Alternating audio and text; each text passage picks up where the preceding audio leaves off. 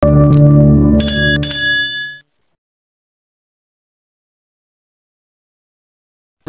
Corps, to the Excellencies, the members of the Diplomatic Corps, please take your seats.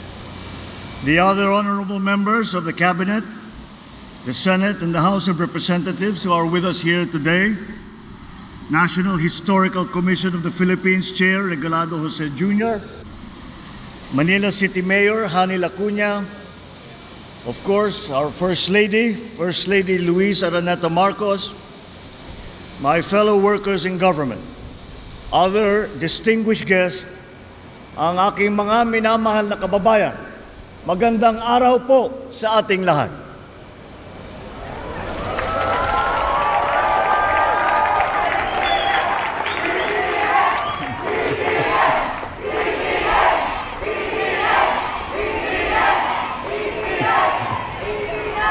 Isang 127 taon ang nakalipas na nang itinaas ang ating bandila sa Kawit, Cavite.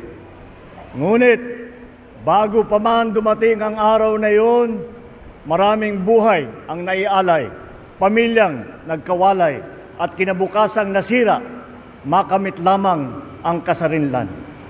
Sina Jose Rizal, Andres Bonifacio, Apolinario Mabini, Padre Gomez, Padre Burgos, Padre Zamora, Graciano Lopez Jaena, Emilio Aguinaldo, Melchora Aquino, at libo-libo bayaning Pilipino na hindi napapangalanan. Sila ang mga Pilipinong nag-alay ng pawis, dugo at pangarap upang makamtan natin ang kalayaang ating tinatamasa. Mula sa kanilang sakripisyo, unti-unting umusbong ang Republika ng Pilipinas.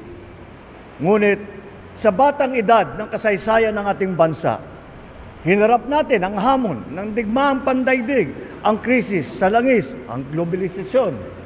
Sa harap ng lahat ng mga hamon na ito, unti-unting lumakas at naging isang ang ating bansa. Pinagtibay ng apoy, ng sakripisyo at ng luha. Ngayon, malaya nating na ipapahayag ang ating saloobin nang walang kinakatakutan at malayang nagagawa ang naisin na walang iniiwasan. Dahil sa bagong Pilipinas, hindi kasalanan ang pagbibigay ng opinyon at lalong hindi mali ang kritisismo. Bagkus ito ang nagbibigay buhay at kinang sa ating demokrasya. Ngunit ang kalayaan at ang demokrasya, tulad ng pag-ibig sa tinubuang lupa, kailangang inaalagaan, binabantayan at ipinaglalaban. Dahil ang totoong kalaban ng kalayaan ay ang pagiging manhid. Manhid sa hinain ng taong bayan, manhid sa kalagayan ng ating kapwa, manhid sa kapanganan ng ating bansa. Tayong mga kagawad ng pamahalaan, mga tagapagmana ng kalayaan, huwag nating sayangin ang pagkakataon at tiwalang ipinagkaloob sa atin. Pananagutan, yan ang sigaw ng sambayanan. Mula sa sirang tulay, kalsada, mahal na pagkain, kakulangan ng kuryente, ang nais ng taong bayan ay tunay na pagkilos at na pagserbisyo. Ang solusyon ay ang pagpapaginhawa ng buhay ng bawat isa. Bilisan ang pagtugon sa mga ngailangan ng ating mga kababayan, taasan ang kalidad ng serbisyo at iwasto ang ating pagkukulang. Pananagutan natin hindi lang ang mga umaabuso sa tungkulin, maging ang mga nagkukulang sa paglilingkod.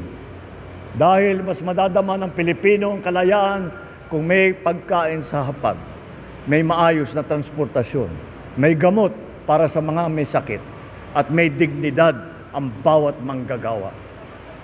At sa mga kapwa kong Pilipino, patuloy natin ipaglaban ang ating kasarinlan. Huwag natin kakalimutan na ang kalayaan ay hindi binibigay.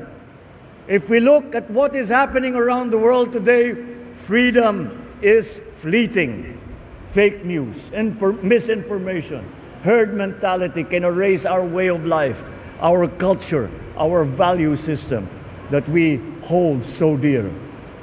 Ang mga kasinungalingan walang hangganan, mga balitang walang katotohanan at maling impormasyon, ito ang mga salot sa ating kalayaan.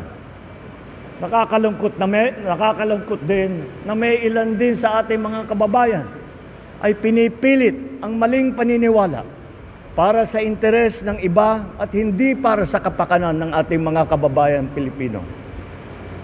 Maging mapanuri tayo lagi. Alamin natin ang totoo. Labanan ang mga kasinungalingan. Piliin natin maging tapat kahit walang nakakakita.